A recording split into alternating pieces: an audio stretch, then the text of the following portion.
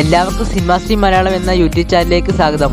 ഇന്ന് വന്നിരിക്കുന്നത് സർവമായ, ലോക, ബേബികൾ, ചാത്ത പച്ച എന്നീ സിനിമകളുടെ അപ്ഡേറ്റ് ആണ് ഈ വീഡിയോയിൽ നോക്കാൻ പോകുന്നത്. വീഡിയോയിലോട്ട് പോകുന്നതിന് മുമ്പ് എൻ്റെ ചാനൽ മറക്കാതെ സബ്സ്ക്രൈബ് ചെയ്യുക. നേരെ വീഡിയോയിലോട്ട് പോകാം. ഫസ്റ്റ് സിനിമ ലോക ചാപ്റ്റർ 2 ചാത്തൻ. ഡൊമിനിക് അരുൺ സംവിധാനം ചെയ്ത് ദുൽഖറിന്റെ നിർമ്മാണത്തിൽ വന്ന ലോക ചാപ്റ്റർ 1 ചന്ദ്രയുടെ ബ്ലോക്ക് ബസ്റ്റർ വിജയത്തിന് ശേഷം അടുത്തതായി എല്ലാവരും കാത്തിരിക്കുന്ന ഒന്നാണ് ടൊവിനോ തോമസിന്റെ ചാത്തനായി എത്തുന്ന ലോക ചാപ്റ്റർ 2. ഈ സിനിമയുടെ ഷൂട്ടിംഗ് 2026 ഒക്ടോബർ ഡിസംബർ മാസങ്ങളിൽ ആരംഭിക്കുമെന്നാണ് പറയുന്നത്. ഇപ്പോൾ ഈ സിനിമയുടെ തിരക്കഥാ വർക്കുകൾ ആരംഭിച്ചുകൊണ്ടിരിക്കുകയാണ്. 2027 ഓണ സ്പെഷ്യലായിട്ടാണ് ഈ സിനിമ തിയേറ്ററുകളിലേക്ക് എത്താൻ പോകുന്നത്. അടുത്ത സിനിമ ചാത്ത പാച്ച.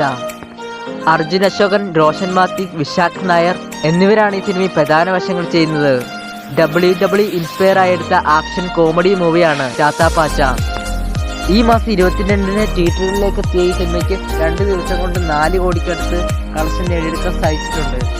ഇപ്പോഴും ഈ സിനിമ നല്ലൊരു വിജയം നേടിയെടുത്തുകൊണ്ട് തിയേറ്ററുകളിൽ റണ്ണിങ് ആയിക്കൊണ്ടിരിക്കുകയാണ്. അടുത്ത സിനിമ ബേബി ഗേൾ. സർവമായ എന്ന സിനിമയിലൂടെ ബ്ലോക്ക് ബസ്റ്റർ വിജയത്തിന് ശേഷം അടുത്തതായി എത്തുന്ന നിവിൻ പോളിയുടെ സിനിമയാണ് ബേബി ഗേൾ. അശോക് വർമ്മ സംവിധാനം ചെയ്ത ഈ സിനിമയിൽ നിവിൻ പോളിയെ കൂടാതെ ലിജോ മോൾ ജോസ്, സംഗീത് പ്രതാപ്, ഷെമി തിലകൻ എന്നിവരും കേന്ദ്ര കഥാപാത്രങ്ങളായി എത്തിയ ഡ്രാമ ത്രില്ലർ മൂവിയാണ് ബേബി ഗേൾ.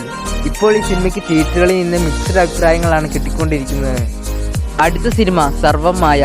6 വർഷങ്ങൾക്ക് ശേഷം വലിയൊരു തിരിച്ചുവരവാണ് സർവമായ എന്ന സിനിമയിലൂടെ നിവിൻ പോളി നടത്തിയത്.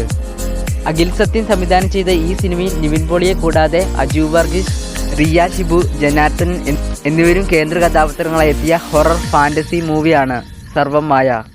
കഴിഞ്ഞ മാസം തിയേറ്ററുകളിലേക്ക് എത്തിയ ഈ സിനിമയ്ക്ക് ഏകദേശം 145 കോടിയോളം കളക്ട് ചെയ്യാൻ ഈ സിനിമയ്ക്ക് സാധിച്ചിട്ടുണ്ട്.